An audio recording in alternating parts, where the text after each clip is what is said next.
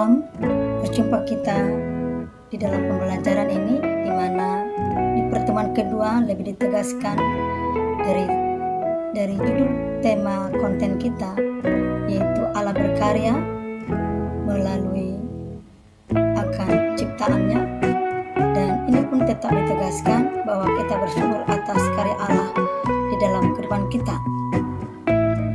Ada ayat referensinya di sini supaya peserta atau siapapun yang mengikuti akan konten materi ini, Efesus 4, 17, 32 dan Wahyu 21 ayat 1 sampai 8.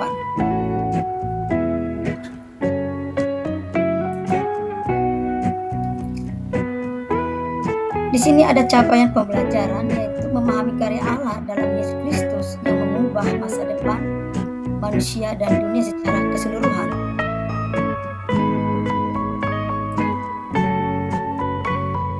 Dan juga ada alur capaian pembelajaran.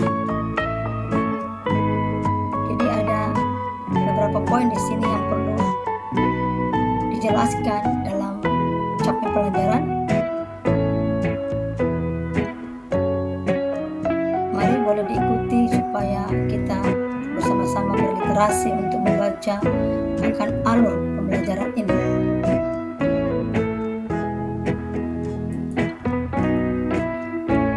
Maka di sini ada pemaparan penjelasan bahwa tentang perkembangan akan ciptaan Tuhan di dalam kehidupan ini itu tidak pernah berhenti. Maka di sini dunia terus-menerus mengalami perubahan. Hal ini dapat kita lihat dalam kehidupan kita sehari-hari, termasuk perubahan yang terjadi di dunia ini. Artinya di sini kita bisa melihat bahwa Allah tidak pernah berhenti untuk berkarya di sepanjang kehidupan kita, atau di sepanjang Tuhan percayakan kita hidup di tengah-tengah dunia ini. Tuhan tetap berkarya baik dalam kehidupan kita, aktivitas kita, di sepanjang kehidupan kita. Allah akan nyata dalam berkarya di sepanjang dimana kita berpajak dengan Tuhan. Perkembangan ini terus menerus bekerja dan berkelanjutan selama Yesus mendatang Maranatha dua kali. Perubahan-perubahan yang terjadi bukan karena pandai manusia, tetapi karena Allah bekerja dalam kehidupan kita manusia dan kehidupan Allah. Kita ditekankan tadi bahwa Tuhan tidak akan pernah berhenti untuk berkarya, melakukan perubahan-perubahan baik dalam manusia dan juga di dunia ini, terutama di era teknologi canggih ini. Tuhan juga di situ terlibat dalam perubahan untuk segi pengetahuan.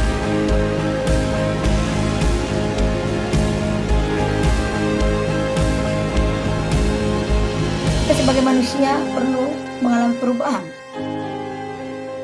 karena kita memiliki kehidupan yang lama, atau seringkali kita hidup dalam dosa, atau kita sering melakukan dosa tanpa kita menyadari. Maka hal ini dalam Efesus pasal yang 4, 17, 32 memperlihatkan kita manusia lama dengan manusia baru. Oleh sebab itu, karena kita manusia adalah orang berdosa, maka perlulah mengalami perubahan sesuai dengan kehendak Tuhan dalam hidup kita. Seringkali kita tidak menyadari akan kehidupan kita, dan kita seringkali nyaman dengan kehidupan kita yang lama atau tinggal dalam dosa. Maka lewat pembelajaran ini, mari kita mau diubahkan oleh Tuhan, mau dipakai oleh Tuhan, mau diperbaiki oleh Tuhan, supaya kita menjadi insan yang baru. Sesungguhnya kita ada dalam pesan yang baru, dan kita bisa melakukan misi Allah akan dunia ini, yaitu untuk memberitakan kabar sukacita atau kabar keselamatan hanya ada pada Tuhan Yesus. Oleh sebab itu, kita mari jangan mengeraskan hati kita. Mari kita letakkan kehidupan kita di dalam Tuhan, supaya kehidupan kita yang lama itu bisa kita tinggalkan, dan pertolongan Tuhan atau pertolongan Roh Kudus yang memampukan kita untuk bisa meninggalkan kehidupan yang lama dan menjadi manusia yang baru sesuai dengan yang Tuhan kehendaki bagi tiap-tiap kita.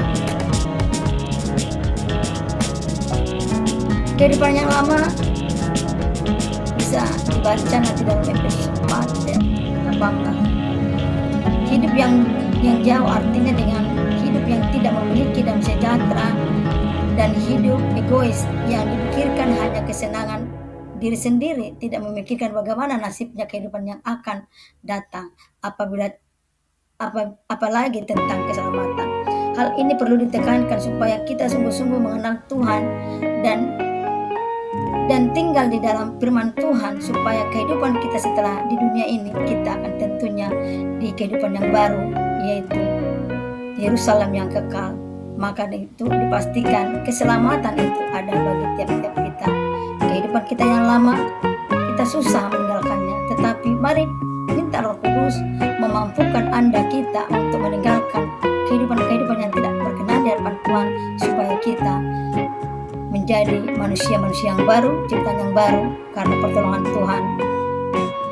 Kita dimampukan. Oleh sebab itu jangan keraskan hati, jangan membangkang, jangan menggurui akan firman Tuhan, tetapi mari kita dengan rendah hati meletakkan kehidupan kita di tangan Tuhan, supaya Roh Kudus itu menggembleng kita, menyucikan kita, memampukan kita untuk meninggalkan itu. Inilah kehidupan yang lama yang perlu kita serahkan kepada Tuhan. Maka untuk hal itu ada 5 langkah yang harus kita lakukan untuk masa depan, baik akan kehidupan kita dan juga tentang hidupnya nanti kita selamat di akhirat. Yaitu yang pertama, berani menghadapi hidup. Ya, mau tak mau kita harus berani menghadapi hidup yang manakala membuat kita terkadang hilang kedamaian sejahtera. Maka dengan itu, mari kita berani menghadapi hidup ini bersama Yesus, karena Tuhan menolong mencakapkan kita untuk menjalani itu semua. Yang kedua, bersikap jujur. Mari kita bersikap jujur dalam hidup ini. Memang susah, apalagi kita selama ini nyaman dengan kebohongan, dan tiba-tiba kita mau jujur, itu tidak spontan, tetapi perlu proses. Mari kita kembali menyerahkan hidup kita ke tangan Tuhan, supaya kita memiliki sikap yang jujur. Yang ketiga adalah sikap terbuka.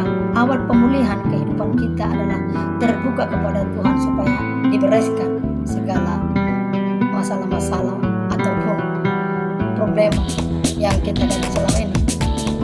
Mari bersikap terbuka, kemudian pemulihan untuk menyelesaikan setiap masalah. Yang keempat adalah bersikap lemah, lemah lembut atau lemah lembut dan berhati, yang baik hati terhadap diri sendiri. Mari kita bersikap lemah lembut, berbaik hati terhadap diri sendiri. Terkadang kita tidak menyadari kita berperangai yang tidak dihendaki Tuhan, ketika kita terbawa emosi dengan keadaan dan situasi. Mari kita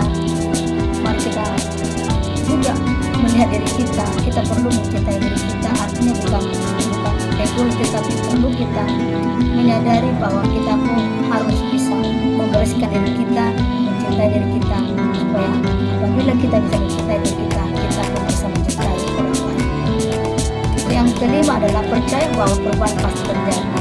Perubahan itu akan terjadi kalau kita melangkah bahwa Allah akan turut bekerja di dalam perubahan itu. Percayalah, Tuhan tidak akan pernah membiarkan kita dalam hidup ini, menjalani hidup ini, karena Tuhan itu adalah Immanuel, memberkati kita.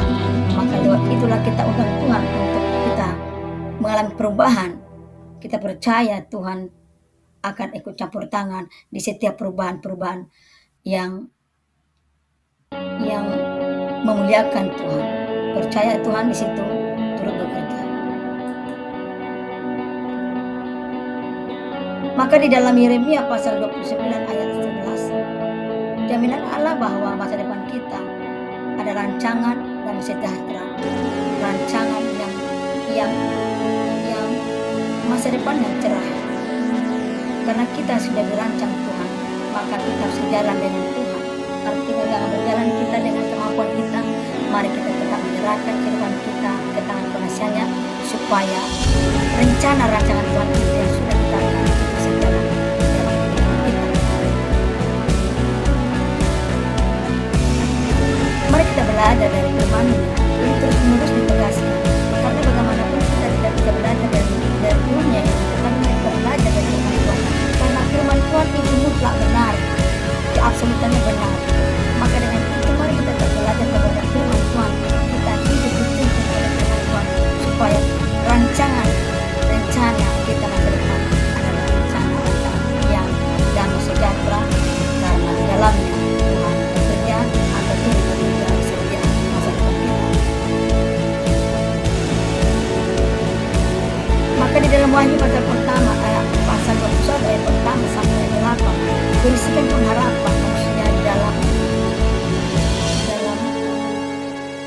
rasakan.